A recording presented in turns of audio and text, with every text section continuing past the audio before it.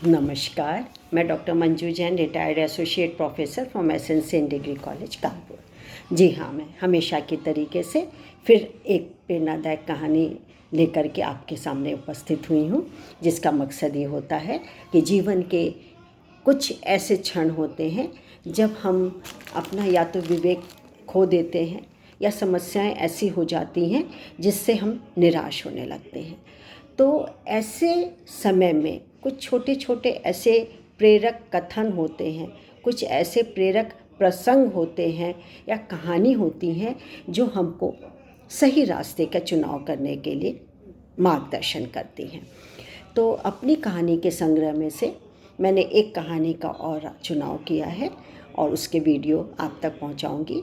कहानी का शीर्षक है अहंकार का फल।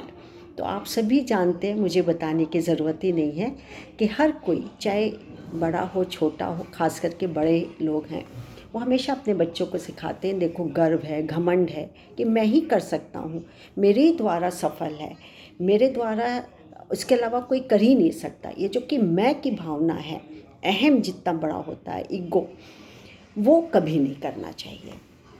यानी कि इससे नुकसान होगा, फ़ायदा कुछ नहीं होगा, बल्कि इसकी जगह आप विनम्र बने, वो ज़्यादा सही। चलिए कहानी शुरू करती हूँ।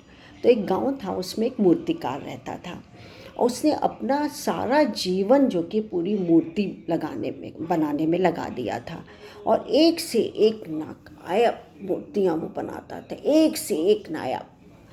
उसको भूरी भूरी प्रशंसा होती थी और यहाँ तक कि मूर्ति बनाते बनाते उसका हाथ इतना मज गया था, इतना स्पेशलाइज्ड हो गया था कि कहीं कोई त्रुटि रहती नहीं थी और उसकी भूरी भूरी प्रशंसा होती थी। दूर दूर तक लोग उसकी मूर्तियाँ देखने के लिए आते थे।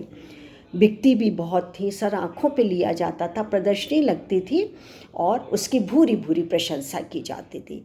खाली गांव में नहीं, अगल बगल के गांव में, गांव से शहर में, शहर से महानगर में और अपने देश से विदेशों में भी उसकी चर्चा होने लगी, भूरी भूरी प्रशंसा होने लगी। अब ऐसे समय में जो सबका हाल होता है वही उस मूर्तिकार का भी हुआ। जी हाँ, उसमें थोड़ा अहंकार आ गया और वो हर पल यही सोचता था कि मुझको चैलेंज करने के लिए अभी तक कोई नहीं बना है। मैंने भी मूर्तियाँ बहुत देखी हैं लोगों की बनाई हुई, लेकिन मेरी जैसी प्रशंसा कभी किसी को नहीं मिली है और मैं ही इतनी सुंदर मूर्तियाँ गढ़ सकता हूँ। ऐसे करते करते समय बीतता चला गया।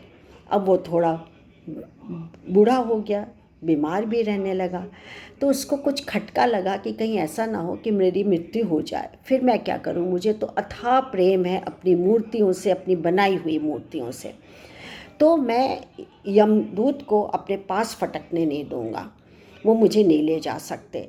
और उसने क्या किया कि बिल्कुल अपने जैसे हूबहू 10 मूर्तियाँ बना ली, बिल्कुल एक जैसी। कोई कह ही नहीं सकता था कि कहाँ से भी मतलब नहीं मिलती हैं। एक आकार की, एक रूप की, एक जैसी बिल्कुल उससे बनाई और 10 मूर्तियों को उसने रख दिया और बीच में स्वयं बैठ गया।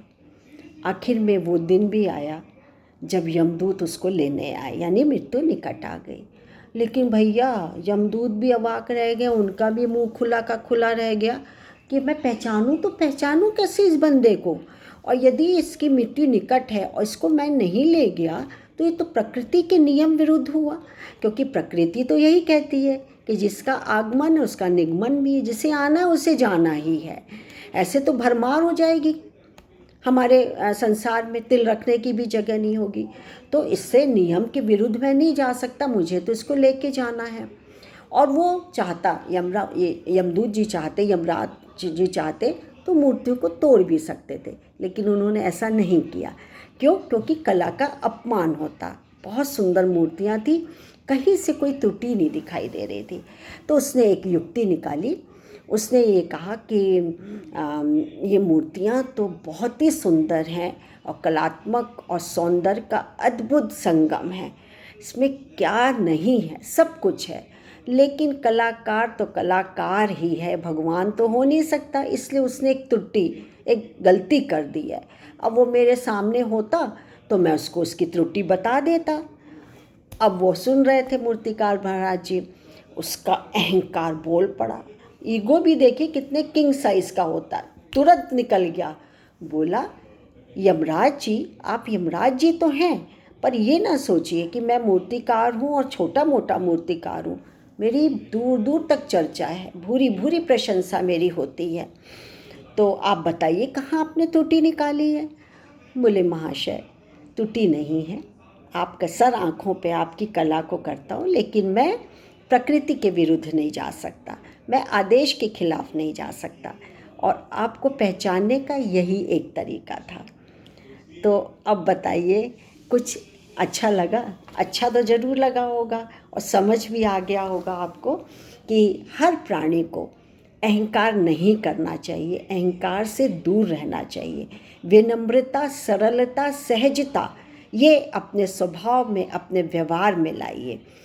कभी मत सोचिए कि ये मेरे ही द्वारा काम होगा, मेरे बिना नहीं हो सकता, या मैं ही सब कुछ हूँ। नहीं, अपने स्वभाव में, व्यवहार में जब तक आप सरलता, विनम्रता, सहजता नहीं लाएंगे, तब तक आपकी हानि निश्चित है। यानी अहंकार ही हमारी विनाश का कारण होता है। तो मित्रों, आपको कहानी अच्छी लगी हो तो लाइक और शेयर करना ज़रूर करिएगा। सब्सक्राइब करना सिर्फ एक अंगूठे का काम है, ज़रूर करिएगा। तब तक मुझको आज्ञा दीजिए। नमस्कार, शुभ रात्रि। Thank you.